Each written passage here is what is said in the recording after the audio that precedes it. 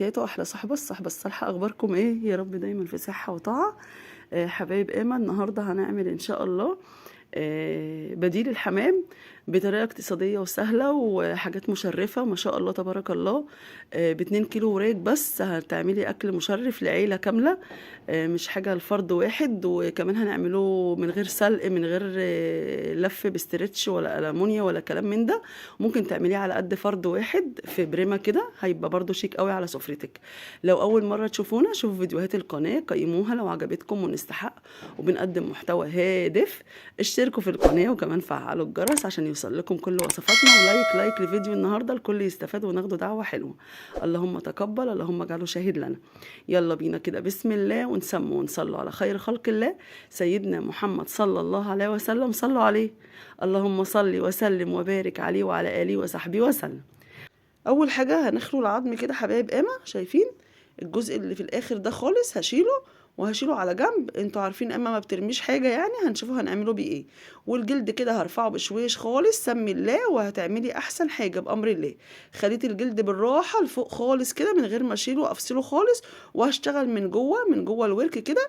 شايفين؟ هشتغل من عند العظم. اهم حاجه سكينه تكون حاميه، وبوزي السكينه وبشويش خالص عشان ما يتقطعش منك. وحتى لو اتقطع منك، الجلد اللي احنا حافظنا عليه هيلم الشكل. اهم حاجه. شايفين؟ وعند المفصل كده بالراحه، ومن هنا كده خبطتين كده. لازم اسيب الجزء ده عشان نعمله الرقبه بالراس بتاعت الايه، بتاعت الحمام. تمام؟ شايفين الجزء اهو اللي انا شلته واقفله كده اهو. ما شاء الله تبارك الله، تحفه تحفه تحفه.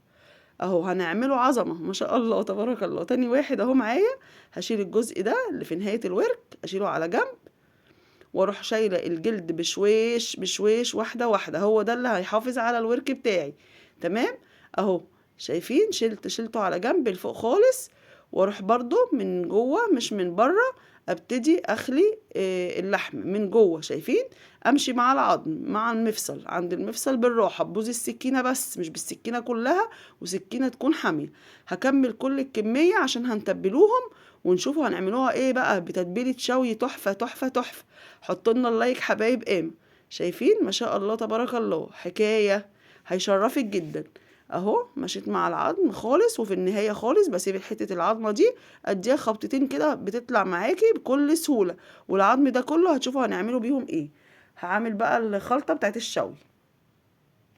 ضربت بصله وطماطميه في الكبه كده ناعم خالص، وهبتدي انزل بقى ليمون وملح وفلفل وبهارات فراخ، واكيد اكيد زعتر بدل فيه فراخ، وكاري وبابريكا وزيت وخل. الزيت الخل والليمون هيخلوا بتدوب دوب زي الزبده.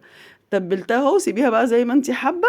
الناس بيقول لكم حطوا اللايك. زبده وزيت كده مع بعضيهم على النار. عندي بقى قوانص، انا كنت محوشاهم زي ما بقول لكم. انا بحوش القوانص عندي ما بيحصلهاش حاجه، متشاله طبعا، متشال منها الدهون ومغسوله كويس جدا.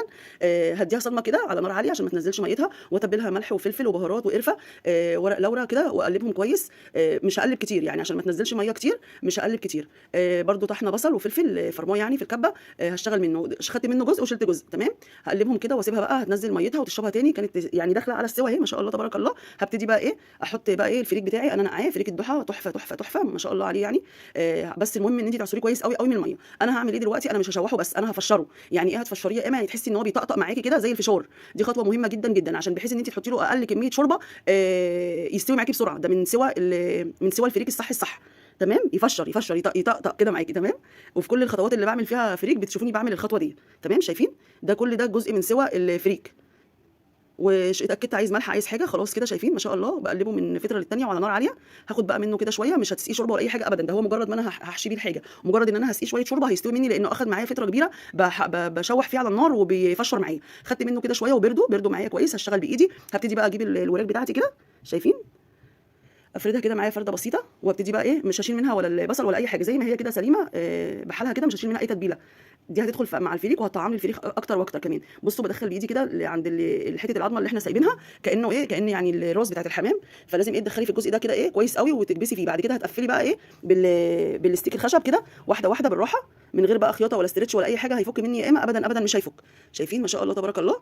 بتربطي في اللحم مش في الجلد، عشان الجلد ممكن الاستيك يسيبه ويتفرط منك. لا، في اللحم ذات نفسه. تمام؟ وبعد كده بتضمي عليه الايه، الجلد. بعد كده بتضمي الجزء الاخير ده كده لفوق، بتلمي فيه برده ايه، الجلد مع اللحم كده. تقولي بسم الله، هتعملي احسن حاجه باذن الله بامر الله.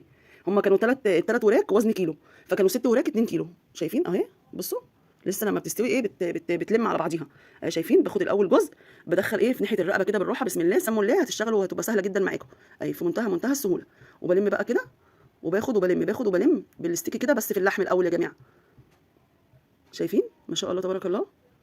هتلمي في اللحم الاول الاستيك، بعد كده تدخلي الجلد معاها. شايفه بدخل لجوه اهو، بلم في اللحم الاول في منتهى السهوله. الناس اللي بتزعل من الاسترتش او من الورق الالومنيوم، مش هنعمله بورق الومنيوم ولا باسترتش ولا بحاجه. شايفين؟ بلم كده اللحم على بعضه. بعد ما قفلت اللحم على بعضه هروح عامله بقى ايه، هروح عامله كده ايه الجلد معاه وبالاستيك كده اهو. شايفين؟ فتحتها لكم اهي مره ثانيه وبقفل في منتهى السهوله. شايفين؟ ما شاء الله تبارك الله. والخلطه بتاعت الفريك تحفه. والخلطه كمان اللي عاملينها في التتبيله بتاعت الفراخ جميله جدا. هجيب صينيه كده اشيل فيها علشان خاطر انا هشتغل هنا برده في نفس المكان. شايفين اهي؟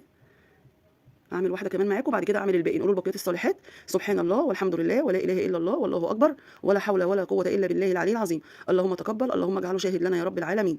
احنا ناقعين طبعا الفريك بتاعنا في حجمه زايد، مش هيزيد اكتر من كده يعني، ما تقلقوش.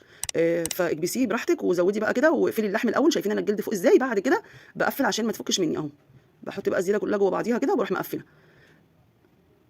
شايفين؟ ما شاء الله تبارك الله. والتتبيله ما شلتش منها حاجه خالص، كلها جواها.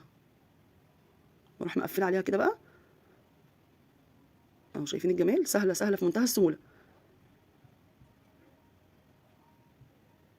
وتغيير كده على سفرتنا عشان الولاد. شايفين؟ ما شاء الله تبارك الله اهي. شايفين؟ ما شاء الله تبارك الله اهو. هكمل بقى كله وارجع لكم تاني باذن الله بامر الله. خلصت كده الكميه كلها اهي ما شاء الله. لايك حبايب اما. وهنا ممكن تعمليها على قد نفر واحد يعني لو عندك عزومه. هبتدي بقى اخد بقى بقيه الفريك كده وافرده. شايفين؟ مش هسيبه بقى كده. بقيه الخلطه اللي عندي ما عليهاش توابل ولا حاجه، اللي هي بالبصل بالطماطم بالفلفل، عشان تبقى نفس طعم اللي جوه اللي محشي في الفراخ. شايفين؟ هقلبه كده. وكمان هزود القيمه الغذائيه، هحط فلفل الوان. لو عندك، ما عندكيش حطي فلفل اخضر عادي، ما فيش اي مشكله. فلفل الوان اخضر واحمر واصفر. شايفين؟ بتشيلي الجزء الابيض ده لانه بيبقى طعمه مش مستحب لما الفلفل يستوي. انا ما حطيتش الفلفل من الاول مع الفريك علشان خاطر ما يبقاش طري قوي ويفقد قيمته الغذائيه يعني. اكتفيت بالسواه في الطاجن بس كده، منظر للعين كمان، والولاد كمان تستفاد بالقيمه الغذائيه اللي فيه. شايفين يا حبايبي؟ هقلبه بقى كده. وعندي شوربه بقى او عندك ميه زي ما انت حابه، وزودتها معلش كانت برده الكاميرا مقفوله وانا مش واخده بالي. ورق زبده كده عليه على الوش ومندي كده بميه شويه. بعد كده بالورق الالومنيا عشان ما يلزقش منك ويستوي كويس قوي. والطاجن برده الفرداني عملت فيه نفس الكلام ده كله، وادخله بقى على نار عاليه في نص الفرن. وبعد كده اهدي النار عليه لحد ما يستوي، وهقول لكم انا هعرف ان هو استوى ازاي. ونكملوا بقيه الخطوات عشان هعمل له حاجه ثانيه كمان اما يستوي، هنعمله تريكه كمان. وهدخله على نار عاليه في نص الفرن. البطاطس بقى هعمل صينيه بطاطس كده سهله. دي الخلي اللي طالع من عندي من جزء بقيه الورك يعني، مرموهوش طبعا. وبقيه العظم برده بشيله في كيس اهو. شايفين الخلي اللي هو مطرح الوراك؟ وده كمان بشيله في كيس وعلى الفريزر اعمل بيه شوربه لما يكون عندي جناحات، عندي حاجه ما ترميش حاجه ربنا يسالنا عليها. ده فلفل وبصل مفرومين، بابريكا، بهارات فراخ، فلفل، كله مع بعضه، شويه قرفه، شويه كبيبه صيني بدل جوز الطيب، ورق لورا وملح. وكان عندي صلصه، بس هقلب دول كده مع بعضيهم. كان عندي صلصه متسبكه، ما كانش عندي طماطم فريش يعني، خدت منها طبق، بس هقلب دول مع بعضيهم الاول. وكمان معايا فصين توم. صينيه البطاطس ما تنفعش من غير توم خالص يا جماعه. التوم بيخلي صينيه البطاطس جايبه الريحه، جايبه جيران الجيران يعني. جربوا. بشرت كده توم. وكمان هقطع توم شرايح اللي انا مفرزناه معاكم. شايفين؟ التوم مهم جدا في صينيه البطاطس. صينيه البطاطس زوجي بيعشقها يعني. وكمان قرن فلفل حراق كده. خلاص فركتهم كده كلهم مع بعضيهم وهقلبهم في قلب البطاطس. وبعد كده بقى عندي صلصه، طبق صلصه كده متسبكه من غير اي حاجه، ما فيهاش اي حاجه، هي متسبكه بس. تمام. هزودها كده بقى، وهزود شوربه يا ميه. شايفين؟ زودت بقى في قلب الطبق زي ما هو كده شويه ميه، وهحطها بقى على البوتاجاز من فوق عشان الفرن فيه الاكل. على بال ده ما يستوي ده هيستوي، وندخلهم مع بعض ياخدوا لون. اسهل صينيه بطاطس هتعمليها، وكل الفراخ هتنزل طعم على البطاطس، هتخليها طعمها تحفه كده بالخله كده، ما طلعتش منها اي سوائل، يبقى استوت. معلقه سمنه بقى كده ومعلقه صلصه، وهدي لون كده للحمام بتاعنا تحت الشوايه كده، او تشغليه عادي بعد ما شلنا الورق كده. وبرده الطاجن الفرداني برده دهنته. الصلصه تديها لون حلو، بس ما تغيبيش عنها. عايزه تغيبيها، عايزه تطلعيها نص نص، حسب ما انت بتحبي طلعي. دي اذواق يا جماعه. شايفين؟ ما شاء الله تبارك الله. هدخلها بقى تاخد لون وارجع لكم تاني.